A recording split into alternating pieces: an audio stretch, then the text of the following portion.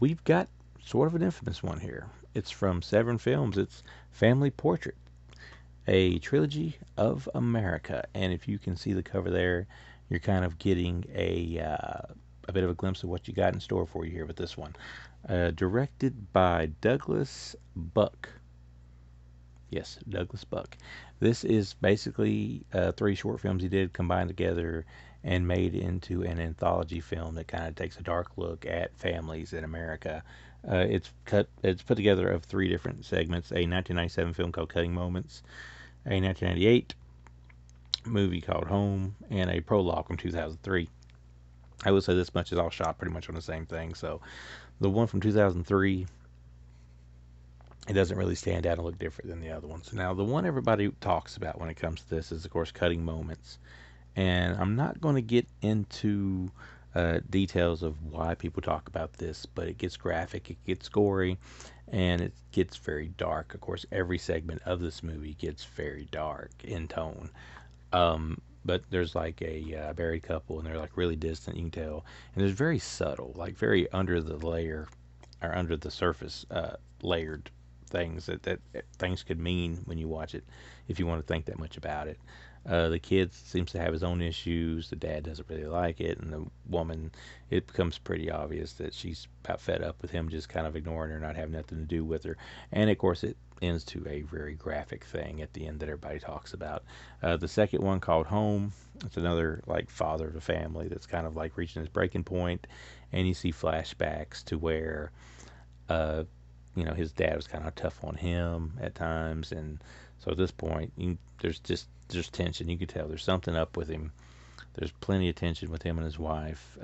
Some uncomfortable tension at moments with him and his daughter, if you kind of catch what I'm throwing. And it's like she's a kid, so it's very weird.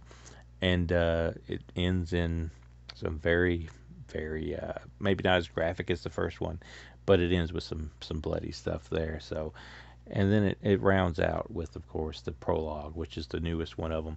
And now that one, it maybe it's not as shocking in what it actually shows you and what it actually does on screen as the other two do, but it's it's one that kind of throws some surprise at you, and it's very good storytelling because the story, builds up to make its point, and then when you see where it's going, it's shocking. And not like anything unbearable, but it is shocking, and it's pretty clever. So altogether, it's, as an anthology, it's pretty solid, and I'll give it a 4 out of 5 because I think the first part of it, Cutting Moments, is probably worth seeing if you don't see all of it. But as a complete package, it's definitely a good anthology film. Not, and it's different because how many times do we see anthology films that ain't just horror films? Like, while this definitely has horror elements, it feels a little more.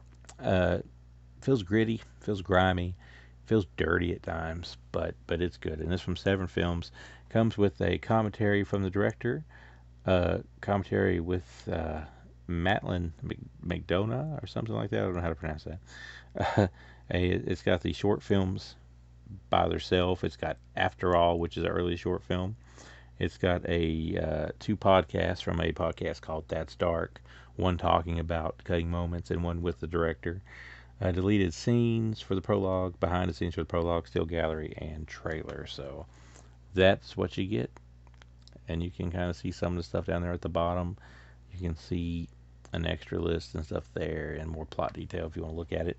Severin's still sending stuff out in these black cases, which I approve of. You get that. No reverse sleeve, but hey, it's a good movie. So if you like stuff that's just dark and makes you feel bad a little bit, then you definitely want to check it out.